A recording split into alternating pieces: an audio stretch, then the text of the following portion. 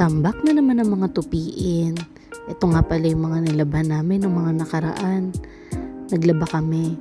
Every week kasi kami naglalaba. So ito na nga, magtupian na tayo dahil nilalamok na kami masyado dito kapag marami nakasampay na damit. Pero syempre hindi mawawala ang chikahan habang nagtutupi. Samahan niyo ko.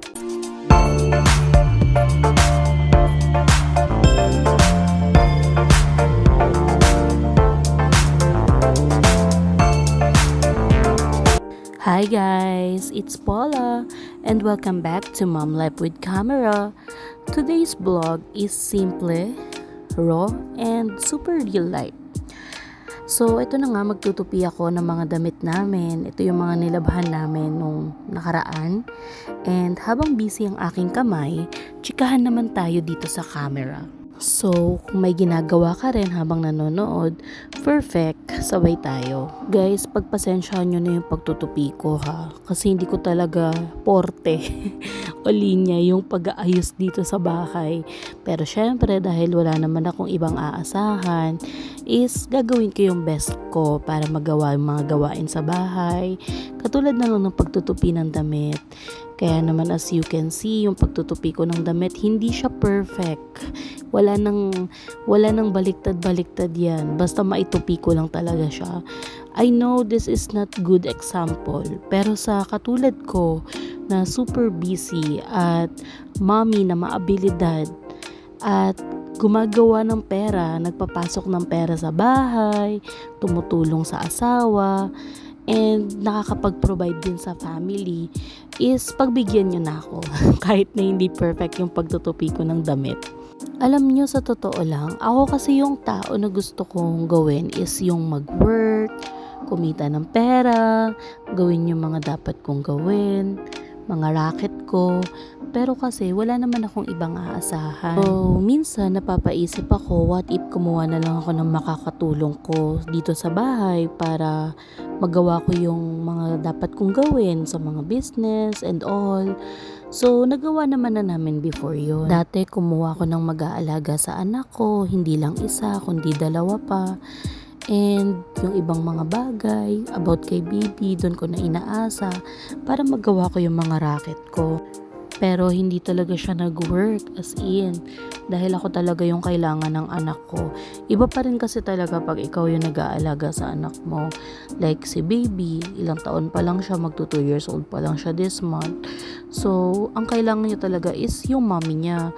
Anyway, inisip ko na lang na ipagpaliban muna yung ibang mga bagay na hindi ko pa talaga kayang gawin dahil nga mas kailangan ako ng anak ko.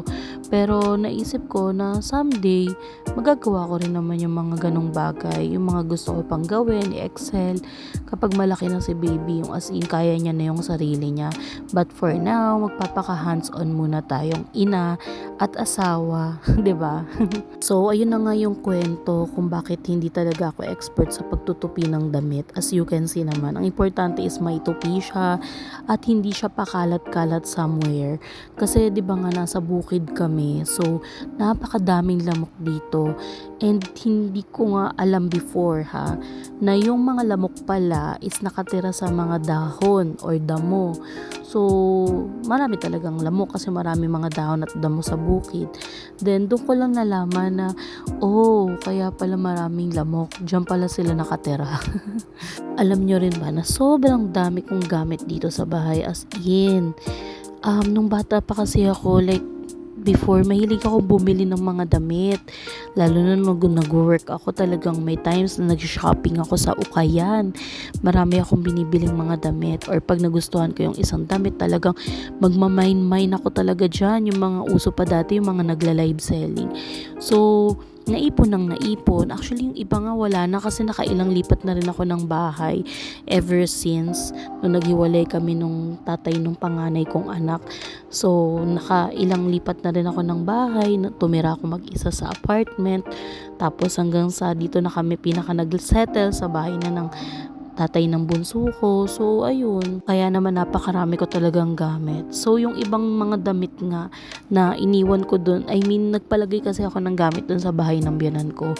Kaso parang ang dami na rin kasi tambak kasi nga doon ko nilagay lahat. So, kumbaga sinunog na lang kasi para ma-dispose na. Pero nanghihinayang kasi ako, dapat pinamigay na lang siya. Pero since wala rin naman kaming mapagbibigyan, so ayun, late ko na rin naman nalaman na sunog na. So, hinayaan ko na lang din. Hindi ko rin naman masisisi yung aking biyanan kasi nga akala niya is itatapon na yung mga damit na yun, gawa ng nakatambak lang doon. So, speaking of pagiging busy at raketerang ina, nakikita nyo naman na habang nagtutupi ako, biglang nagpa-cellphone ako dyan. Alam nyo ba, every time na makikita nyo kung nakatutok sa cellphone, it means hindi lang yun about sa scrolling o pagpi-Facebook or eme-eme. Dahil marami akong kinakausap na mga tao, mga clients, and mga project. So, ganun ako ka-busy. Kaya naman, hindi ko na ma-perfect pati pagtutupi ng damit. Ayan, bahala na makapagtupi lang si ate mo, girl. Lately, napapaisip din ako kung paano ko i-manage lahat, ang pagiging nanay, content creator, at syempre asawa pa.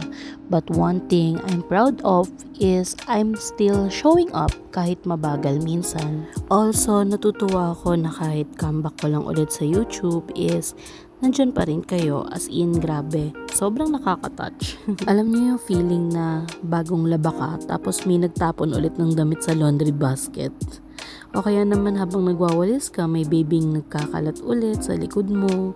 That's real life. And I know maraming makaka-relate. Pero tuloy lang kasi bawat gawain may pagmamahal din yan. Anyway, ayan na muna ang kwentuhan natin for today. Kung nakisabay ka maglinis, maglaba, salamat. Let's normalize slow days, messy days, and real days. See you on the next vlog. And don't forget to like, comment, and subscribe.